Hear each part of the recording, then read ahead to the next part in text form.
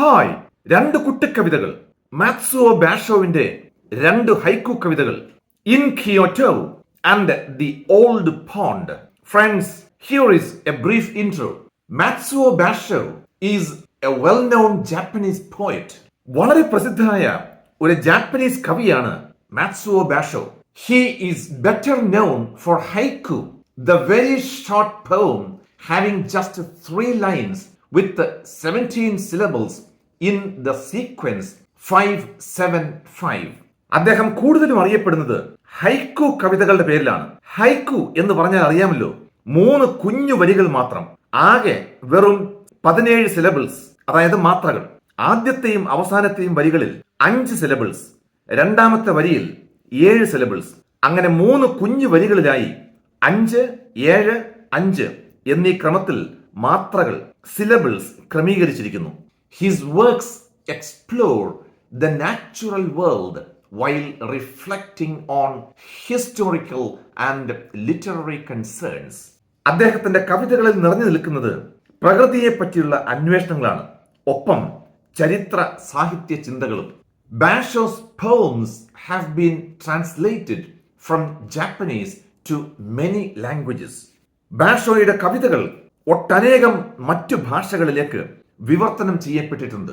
They influenced several major poets like Ezra Pound and the poets of the Beat generation.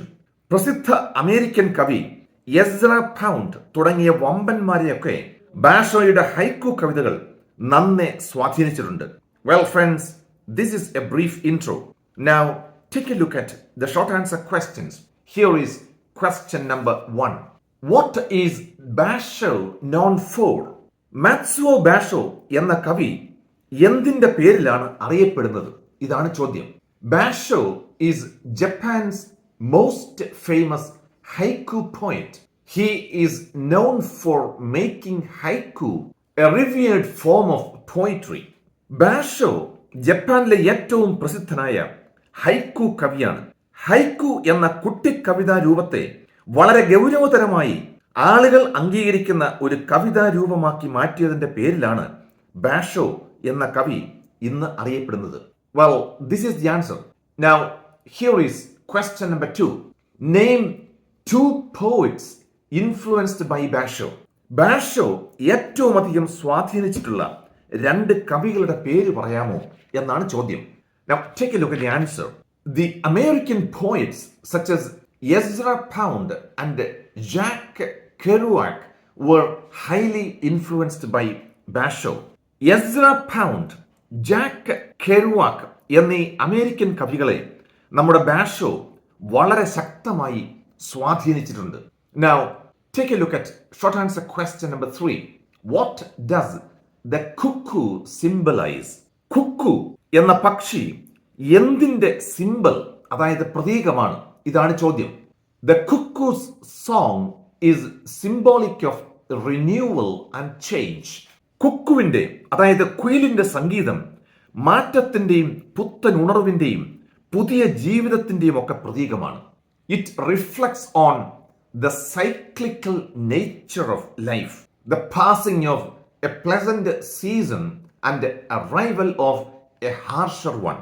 ഋതുക്കളെ പോലെ മാറി മാറി വരുന്ന ജീവിതത്തിന്റെ വിവിധ ഘട്ടങ്ങളെയാണ് അത് സൂചിപ്പിക്കുന്നത്. സുഖമുള്ള ഒരു നല്ല സീസൺ മാറി അതികഠിനമായ വേനൽ, ശൈത്യം പോലെയുള്ള സീസൺ വരുന്നത് പോലെ ഇതിന്റെയൊക്കെ പ്രതീകമാണ് നമ്മുടെ കുക്കു പക്ഷി. Now friends, take a look at the last short answer question.